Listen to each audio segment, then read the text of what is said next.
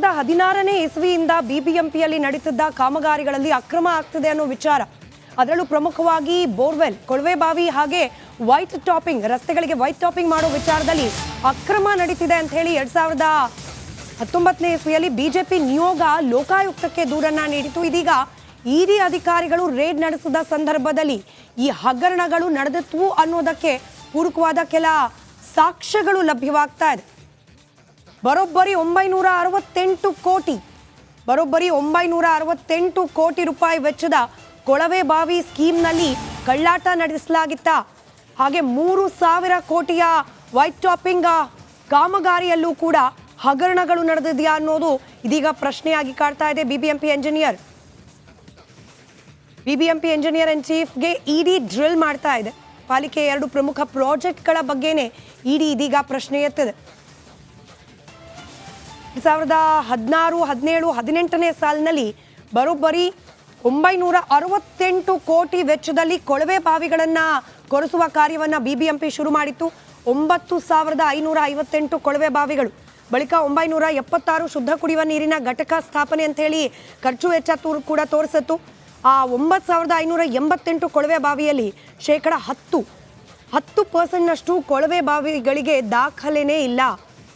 ಹಣ ಗುಳು ಮಾಡಿದವ್ರು ಯಾರು, ಹೇಗೆ ಅನ್ನೋದ್ರ ಬಗ್ಗೆ ಇದೀಗ ಇಡಿ ಅಧಿಕಾರಿಗಳು ಪ್ರಶ್ನೆಯನ್ನ ಕೇಳ್ತಿದ್ದಾರೆ. ಕೇವಲ ಇದಿಷ್ಟು ಮಾತ್ರವಲ್ಲ, ವೈಟ್ ಟಾಪಿಂಗ್ ಪ್ರಕರಣದಲ್ಲೂ ಕೂಡ ಹಗರಣ ನಡೆದಿದೆ ಅನ್ನೋ ಗಂಭೀರ ಆರೋಪ. 2018-19 ಸಾಲಿನಲ್ಲಿ ನಡೆದಂತಹ ವೈಟ್ ಟಾಪಿಂಗ್ ಕಾಮಗಾರಿಯಲ್ಲೂ ಕೂಡ ಅಕ್ರಮ ನಡೆದಿದೆ ಅನ್ನೋ ಆರೋಪ. 2019ರಲ್ಲಿ ಲೋಕಾಯುಕ್ತಕ್ಕೆ ಬಿಜೆಪಿ ನಿಯೋಗ ದೂರನ್ನ ನೀಡಿತು. ಈ ಬಗ್ಗೆ ಮೊದಲ ಹಂತದಲ್ಲಿ ಸರಿಸುಮಾರು 1,147 ಕೋಟಿ ವೆಚ್ಚದಲ್ಲಿ 93 ಕಿಲೋಮೀಟರ್, 758 ಕೋಟಿ ವೆಚ್ಚದಲ್ಲಿ ಎರಡನೇ ಹಂತದಲ್ಲಿ 62 ಕಿಲೋಮೀಟರ್, ಹಾಗೆ 1,139 ಕೋಟಿ ವೆಚ್ಚದಲ್ಲಿ 123 ಕಿಲೋಮೀಟರ್ ಮೂರನೇ ಹಂತ, ಒಟ್ಟು 279 ಕಿಲೋಮೀಟರ್ ಉದ್ದದ ರಸ್ತೆಗೆ ವೈಟ್ ಟಾಪಿಂಗ್ಗೆ 3,046 ಕೋಟಿ ಲೆಕ್ಕ ತೋರಿಸಲಾಗಿತ್ತು. ಆದರೆ ಇದರಲ್ಲಿ ಬಹುಕೋಟಿ ವಂಚನೆ ನಡೆದಿದೆ ಅನ್ನೋ ಆರೋಪ. ಇದೇ ವಿಚಾರಕ್ಕೆ ಸಂಬಂಧಪಟ್ಟಂತೆ ಇದೀಗ ಬಿಬಿಎಂಪಿಯ ಎಂಜಿನಿಯರ್ ಇನ್ ಚೀಫ್ಗೆ ಇಡಿ ಅಧಿಕಾರಿಗಳು ಪ್ರಶ್ನೆ ಮೇಲೆ ಪ್ರಶ್ನೆ ಕೇಳ್ತಿದ್ದಾರೆ.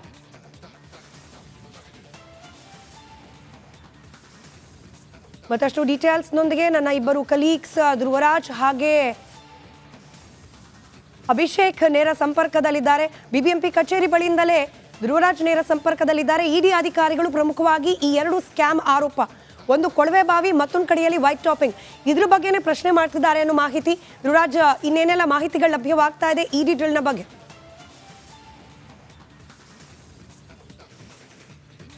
ಸ್ಮಿತಾ, ಇವತ್ತು 11 ಗಂಟೆಗೆ ಬಂದಂತಹ ಇಡಿ ಅಧಿಕಾರಿಗಳು ಸದ್ಯ ಈಗ 11 ಗಂಟೆಯಿಂದ ಈಗಿನ ತನಕ, ಈಗ ಸದ್ಯ 4 ಗಂಟೆ ಇಲ್ಲಿಯವರೆಗೂ ಕೂಡ ದಾಖಲಾತಿಗಳನ್ನು ಪರಿಶೀಲನೆ ಮಾಡುವಂತಹ ಕೆಲಸವನ್ನು ಕೂಡ ಮಾಡ್ತಾ ಇದ್ದಾರೆ. ನಾನೀಗ ಅದೇ ಒಂದು ಈ ಇಂಜಿನಿಯರ್ ಇನ್ ಚೀಫ್ ಪ್ರಹ್ಲಾದ್ ಅವರ ಕಚೇರಿ ಏನಿದೆ, ಇದೇ ಒಂದು ಕಚೇರಿಯ ಒಳಗೆ ಸದ್ಯ ಇಡಿ ಅಧಿಕಾರಿಗಳು ಪ್ರತಿ ದಾಖಲಾತಿಗಳನ್ನು ಕೂಡ ಪರಿಶೀಲನೆ ನಡೆಸುವಂತಹ ಕೆಲಸವನ್ನ ಮಾಡ್ತಾ ಇದ್ದಾರೆ. ಪ್ರಮುಖವಾಗಿ ಇಲ್ಲಿ 2 ಹಗರಣಗಳು,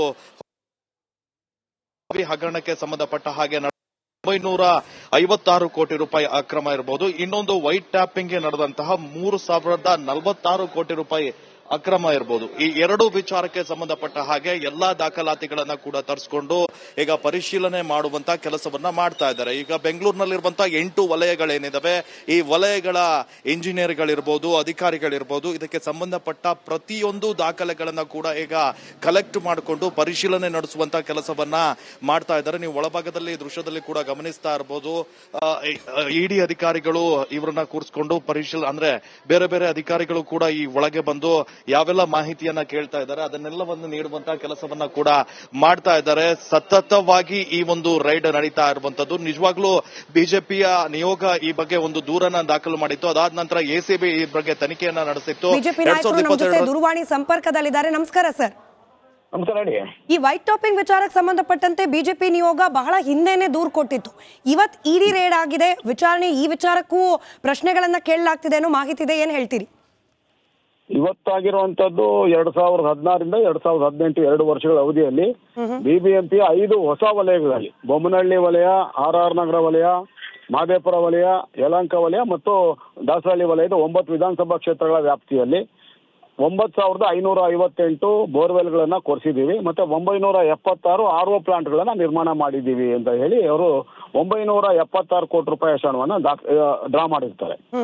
ನಾವು ಪರಿಶೀಲನೆ ಮಾಡಿದಾಗ ಅಲ್ಲಿ 1000 ಬೋರ್ವೆಲ್ ಕೂಡ ಕಾಣಿಸ್ಲಿಲ್ಲ. ಎಲ್ಲ ವಿಧಾನಸಭಾ ಕ್ಷೇತ್ರದ ಎಲ್ಲ ಗಲ್ಲಿ ಸುತ್ತಿ ನಾವು ವಿಡಿಯೋ ಚಿತ್ರೀಕರಣ ಮಾಡಿ 161 ಗಂಟೆಗಳ ಕಾಲದ ವಿಡಿಯೋ ಚಿತ್ರೀಕರಣ ಕೂಡ ದಾಖಲು ಕೊಟ್ಟಿದ್ವಿ. ACB ನಲ್ಲಿ 2019 ದೂರನ್ನ ದಾಖಲು ಮಾಡಿದ್ದೆ. ಅದು ಬಹುಕೋಟಿ ಹಗರಣ, 106 ಕೋಟಿ ಹಗರಣ ಆಗಿರೋದ್ರಿಂದ ಅದು ಇಡಿಗೆ 2022ರಲ್ಲಿ ವರ್ಗಾವಣೆ ಆಗಿತ್ತು. ನವೆಂಬರ್ 25ನೇ ತಾರೀಕು 2022 ನನಗೆ ನೋಟಿಸ್ ಅನ್ನ ನೀಡಿ ಸ್ಟೇಟ್ಮೆಂಟ್ಗೆ ಅಂತ ಹೇಳ್ಕೊತಿದ್ರು. ನಾನು 5ನೇ ತಾರೀಕು 25ನೇ ತಾರೀಕು ನಾನು ಹೋಗಿ ಸ್ಟೇಟ್ಮೆಂಟ್ ಅನ್ನ ಕೊಟ್ಬಿಟ್ಟು ಬಂದಿದ್ದೆ.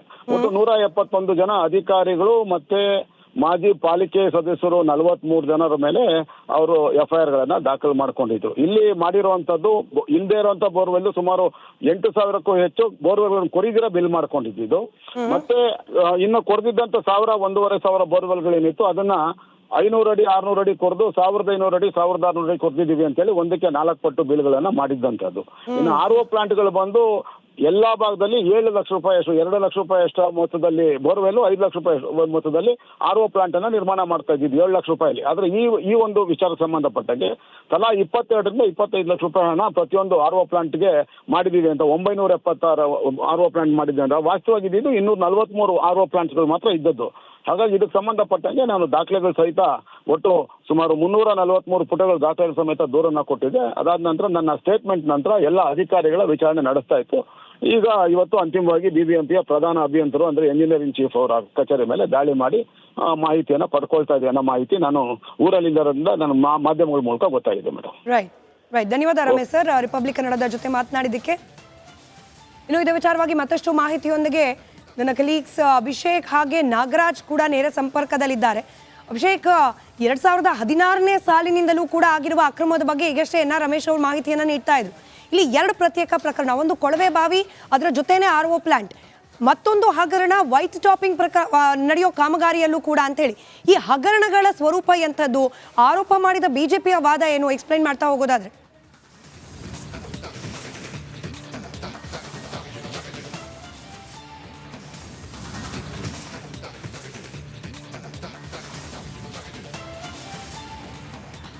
ಸ್ಮಿತಾ, ಮೊದಲನೇದಾಗಿ 2016ರಿಂದ 2019ರವರೆಗೂ 9,000 ಕೊಳವೆ ಬಾವಿಗಳನ್ನ ಅಂದ್ರೆ ಬೋರ್ವೆಲ್ಗಳನ್ನ ಕೊರೆದಿದೀವಿ ಅಂತ BBMP ತಿಳಿಸುತ್ತೆ. ಅದರ ಜೊತೆಗೆ 900ಕ್ಕೂ ಹೆಚ್ಚು RO ಪ್ಲಾಂಟ್ಗಳನ್ನ ಸ್ಥಾಪನೆ ಮಾಡಿದೀವಿ, ಒಂದೊಂದು RO ಪ್ಲಾಂಟ್ಗೆ ಇಷ್ಟಿಷ್ಟು ಅಮೌಂಟ್ ಖರ್ಚಾಗಿದೆ ಅಂತ ಒಂದಿಷ್ಟು ಡೇಟಾ ಸಮೇತ ಸಲ್ಲಿಸುತ್ತೆ. ಆದ್ರೆ ವಾಸ್ತವದಲ್ಲಿ ಗಮನಿಸಿದಾಗ 9,000 ಕೊಳವೆ ಬಾವಿಗಳು ಬೆಂಗಳೂರಿನಲ್ಲಿ ಇದೆಯಾ, ಫಸ್ಟ್ ಆಫ್ ಆಲ್ BBMP ಕೊರೆದಿದೆಯಾ ಅಥವಾ ಎಲ್ಲವೂ ಬಿಲ್ ಆಗಿದೆಯಾ ಅಂತ ಪರಿಶೀಲನೆ ಮಾಡುವಂತ ಸಂದರ್ಭದಲ್ಲಿ ಗೊತ್ತಾಗಿದ್ದು ಖಂಡಿತವಾಗಿಯೂ ಕೊರೆದಿಲ್ಲ. ಇದು ಬಿಲ್ಲಿಂಗ್ ಸ್ಕ್ಯಾಮ್ ಅನ್ನೋದು ನಿಧಾನ ಗೊತ್ತಾಗುತ್ತೆ. ಅದಾದ ನಂತರ ರಮೇಶ್ ರಿಪಬ್ಲಿಕ್ ಕನ್ನಡ ಜೊತೆ ಮಾತಾಡಿದವರು ಒಂದಿಷ್ಟು ದೂರನ್ನ ಕೊಡ್ತಾರೆ, BMTF ಮಾತಾಡ್ತಾರೆ. ಅದಾದ ನಂತರ ಅನೇಕ ದೂರುಗಳನ್ನ ಬಿಜೆಪಿಯ ಶಾಸಕರ ನಿಯೋಗ ಕೂಡ BBMPಗೆ ಕೊಟ್ಟಿರುತ್ತೆ. ಇದೇ ಸಂದರ್ಭದಲ್ಲಿ ವೈಟ್ ಟಾಪಿಂಗ್ ಕೂಡ 3,000ಕ್ಕೂ ಹೆಚ್ಚು ಕೋಟಿಯ ಹಗರಣ ನಡೆದಿರುವಂತದ್ದು. ಅದರಲ್ಲಿ ಒಂದಿಷ್ಟು ಪರ್ಸೆಂಟೇಜ್ ಎಂಜಿನಿಯರಿಂಗ್ ಚೀಫ್ಗೆ ಕಿಕ್ ಬ್ಯಾಕ್ ಬಂದಿರುವಂತದ್ದು, ಅದರ ಜೊತೆಗೆ ಅಗತ್ಯಕ್ಕಿಂತ ಹೆಚ್ಚಿನ ಹಣವನ್ನ ಬಳಸಿದ್ದಾರೆ ಅನ್ನೋ ಮಾಹಿತಿ ಕೂಡ ದಾಖಲೆ ಸಮೇತ ಕೊಡಲಾಗುತ್ತೆ. ಅದಾದ ನಂತರ ಇಡಿ ರವರು ಯಾವಾಗ ಈ ಒಂದು ತನಿಖೆಯನ್ನ ತೆಗೆದುಕೊಳ್ತಾರೆ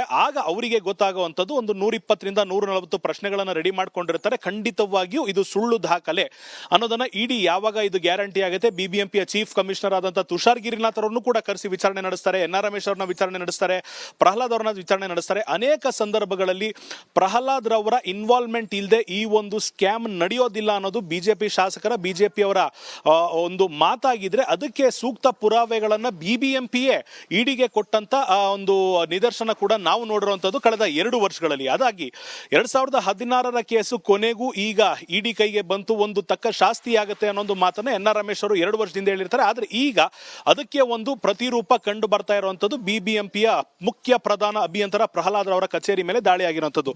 ಮತ್ತೊಂದು ವಿಚಾರದಲ್ಲಿ ಪ್ರಹ್ಲಾದ್ ರವರ ಮನೆ ಒಂದು ರೀಸನ್ ಆಗಿತ್ತು, ಒಂದು ಇಶ್ಯೂ ಮುನ್ನೆಲೆಗೆ ಬಂದಿತ್ತು. ಏನಂದ್ರೆ ಬೆಂಗಳೂರಿನಲ್ಲಿರುವಂತ ರಾಜಕಾಲುವೆಗಳಿಗೆ ಅಂಟುಕೊಂಡಂತಿರುವಂತ ಗೋಡೆಗಳನ್ನ ಮನೆಗಳ ಮನೆಗಳನ್ನ ಒಡಿಬೇಕು ಅಂತ ಇದೇ ಪ್ರಹ್ಲಾದ್ ರವರು ಆದೇಶವನ್ನ ಹೊರಡಿಸಿರ್ತಾರೆ. BBMP ಮುಖ್ಯ ಆಯುಕ್ತರಾದಂತಹ ತುಷಾರ್ ಗಿರಿನಾಥ್ ಅವರು ಇರ್ತಾರೆ. DC ಆಫೀಸಿಂದ ಒಂದು ಆರ್ಡರ್ ಆಗಿರುತ್ತೆ. ಈ ಸಂದರ್ಭದಲ್ಲಿ ಕಳೆದ 1.5 ವರ್ಷದಲ್ಲಿ ಮುಂದಿಷ್ಟು ಮನೆಗಳನ್ನು ಒಡೆದು ಹಾಕಿರೋದನ್ನ ನಾವೇ ವರದಿ ಮಾಡಿದ್ದೇವೆ. ಆದ್ರೆ ಇದೇ ಪ್ರಹ್ಲಾದ್ ರವರ ಮನೆ ರಾಜಕಾಲುವೆಯ ಮೇಲೆ ಕಟ್ಟಲಾಗಿದೆ ಅನ್ನೋ ಒಂದು ಪುರಾವೆ ಸಮೇತ ಬಿಜೆಪಿಯ ನಿಯೋಗ ಆಗಿರ್ಬೋದು, ಒಂದಿಷ್ಟು ಮಾಜಿ ಕಾರ್ಪೊರೇಟರ್ಗಳು ಆರೋಪ ಮಾಡಿದ್ರು. ಅದಕ್ಕೆ ಮತ್ತೊಂದು ಸಣ್ಣ ನಿದರ್ಶನವನ್ನ ತೋರಿಸುವಂತ ಪ್ರಯತ್ನವನ್ನ ಕೂಡ ನಾವು ಮಾಡ್ತಿದ್ದೇವೆ. ಅವರ ಮನೆಯ ಗೋಡೆಯ ಪಕ್ಕದಲ್ಲಿರುವಂತ ರಾಜಕಾಲುವೆಗೆ BBMP ರವರ ಒಂದು ಬೋರ್ಡ್ ಅನ್ನ ಅಂಟಿಸಲಾಗಿರುವಂತದ್ದು. ಯಾವ ರೀತಿ ಪ್ರತಿಯೊಂದು ಏರಿಯಾದಲ್ಲೂ ಕೂಡ ಒತ್ತುವರಿ ಮಾಡುವಂತಿಲ್ಲ ಅಂತ ಬರೆಯಲಾಗಿತ್ತು, ಅದೇ ಬೋರ್ಡ್ ಅನ್ನ ಇಲ್ಲಿಗೆ ಅಂಟಿಸಲಾಗಿರುವಂತದ್ದು.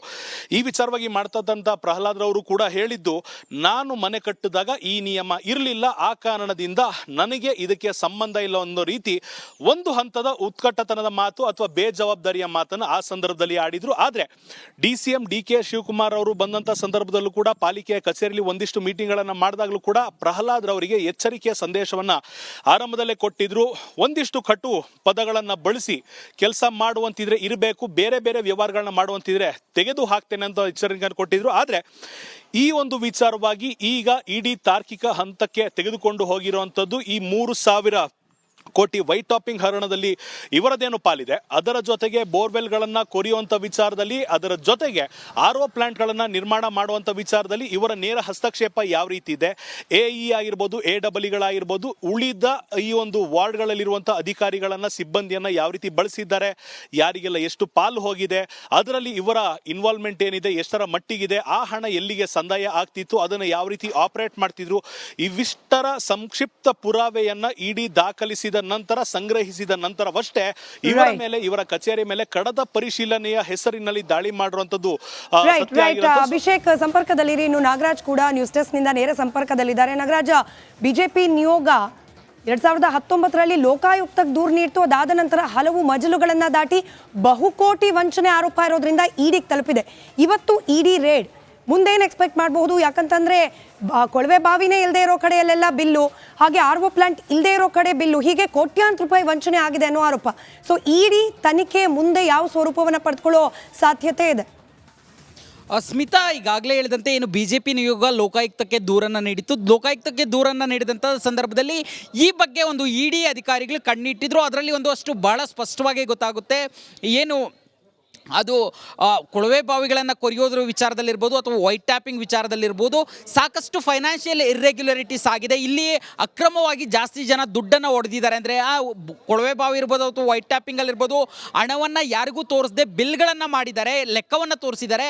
ಆದರೆ ಇದು ನಿಜವಾಗಿಯೂ ಕೊಳವೆ ಬಾವಿಯನ್ನು ಕೊರೆಯೋದಕ್ಕೋ ಅಥವಾ ವೈಟ್ ಟ್ಯಾಪಿಂಗ್ಗೆ ಬಳಕೆಯಾಗಿಲ್ಲ. ಈ ಹಿನ್ನೆಲೆಯಲ್ಲಿ ಈ ಒಂದು ಅಕ್ರಮ ಹಣ prevention of money laundering act ಅಡಿಯಲ್ಲಿ ಬರುತ್ತೆ ಅಂತೇಳಿ 2021ರಲ್ಲಿ ECIR ದಾಖಲಿಸ್ಕೊಳ್ಳುವಂಥ ಇಡಿ ಆಗಲೇ 2022ರಲ್ಲೇ BBMPಗೆ ನೋಟಿಸನ್ನು ಜಾರಿ ಮಾಡಿರುತ್ತೆ. ಇದಕ್ಕೆ ಸಂಬಂಧಿಸಿದಂತೆ ಉತ್ತರವನ್ನು ಕೊಡಿ ಅಂತೇಳಿ ಒಂದಷ್ಟು ಉತ್ತರವನ್ನು ಕೊಟ್ಟಿದ್ದರು. ಆದರೆ ಈಗ ದಾಳಿ ಮಾಡಿರ್ತಕ್ಕಂಥದ್ದು ಈ ಒಂದು ಅವಧಿಯಲ್ಲಿ 2016ರಿಂದ 19ರವರೆಗೂ ಏನು ವೈಟ್ ಟ್ಯಾಪಿಂಗ್ಗೆ ಸಂಬಂಧಿಸಿದಂತೆ ಇರ್ಬೋದು, ಮತ್ತು ಕೊಳವೆ ಬಾವಿಗಳು ಮತ್ತು RA ಪ್ಲಾಂಟ್ಗಳಿಗೆ ಸಂಬಂಧಿಸಿದಂತೆ ಯಾವೆಲ್ಲ ದಾಖಲೆಗಳಿದ್ದಾವೆ ಆ ಎಲ್ಲ ದಾಖಲೆಗಳನ್ನು ಈಗ BBMP ಮೇಲೆ ದಾಳಿ ಮಾಡಿ ಅಲ್ಲಿ ಖುದ್ದು ತರಿಸ್ಕೊಂಡು ಪರಿಶೀಲನೆಯನ್ನು ಮಾಡ್ತಾ ಇರ್ತಕ್ಕಂಥದ್ದು.